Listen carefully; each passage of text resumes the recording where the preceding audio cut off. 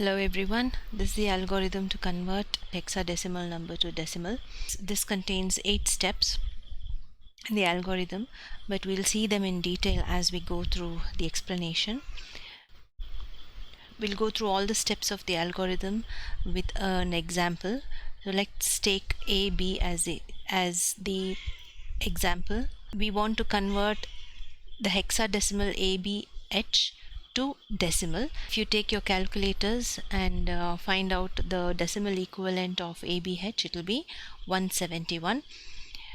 So the hexadecimal is AB and the decimal is 171. The first step is to load the data AB, which we have selected AB, to the accumulator. The second step is to divide that number by 10. 0AH is 10. So divide AB by 0AH.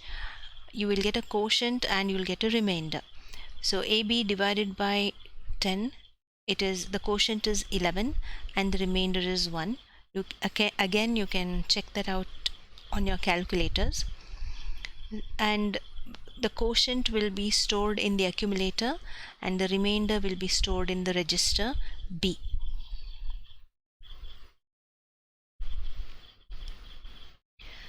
Now we want to save the remainder because we need it later on, so we'll just move it into a register R0, and these two will remain the same. The fourth step of the algorithm is to divide the accumulator again by 0AH. We'll go back to the step. So the quotient was 11 and it was stored in accumulator, so we go ahead and divide it once again by 0AH. So 11 divided by 0AH is 1 and the remainder is 7. So again, in division, the quotient will be stored in accumulator. This 0 1 or 1 will be stored in accumulator and 7 will be stored in the register B. The fifth step of the algorithm is the quotient in accumulator is the first byte of the result, so store that in memory. We are coming to the end of the process, so whatever quotient we had from this division, this is the result. So if we go back one step, fourth step, so after division you get a quotient in accumulator. Go to the fifth step, so that itself is part of the result, so that will be first part of the result, so just move it to a memory location. Next, what we have to do is the remainder which was in B, that is 7. If you go back, you see here the remainder was 7. So what we have to do with that is swap it. I've already explained the swap operation in one of the previous programs, so you go back and see that program. So swap is the upper and lower nibbles are exchanged.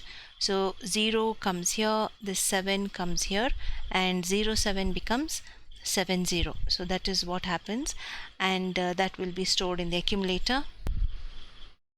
The seventh step of the algorithm is to OR the result which we had stored in R0, which is 1, with 70. So when you OR that, you get 71. So 101, 000, 000, 000, 000, 000, 011, 011, 011, and 000. So the result is 71.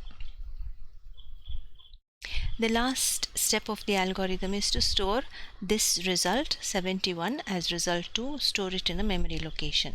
So you get your result.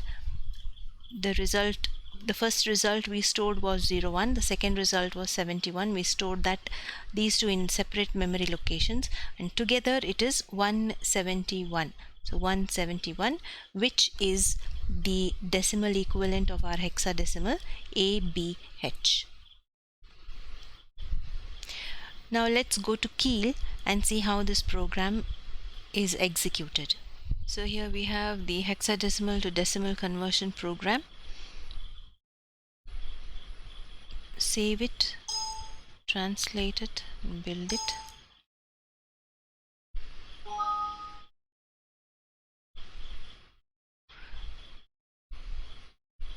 We'll execute the program line by line.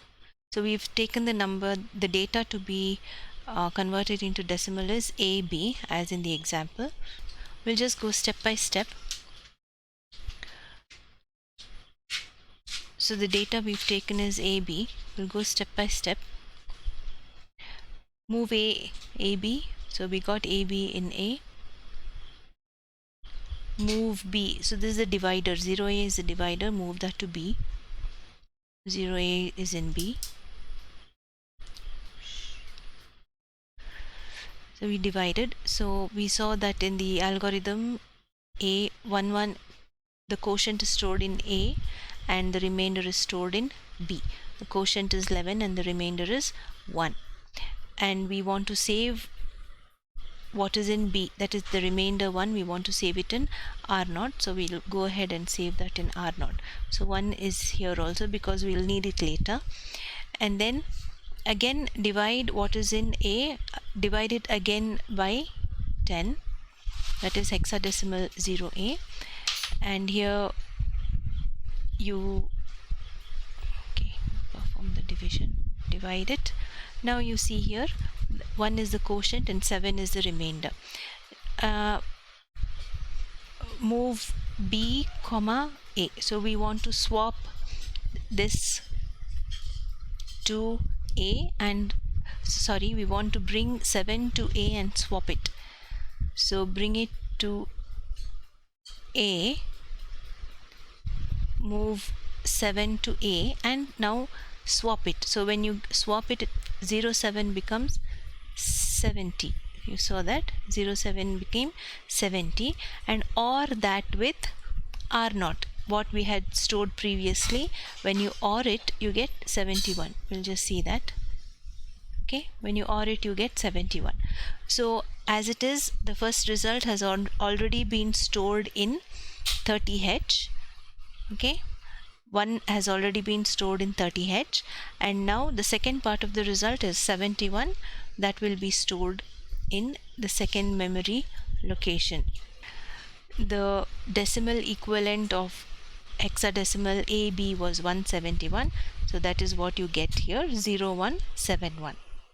So that is the that is how this program is executed. So that's all for now. I'll come back with another experiment for you soon. Thank you for watching. Stay safe. Bye bye.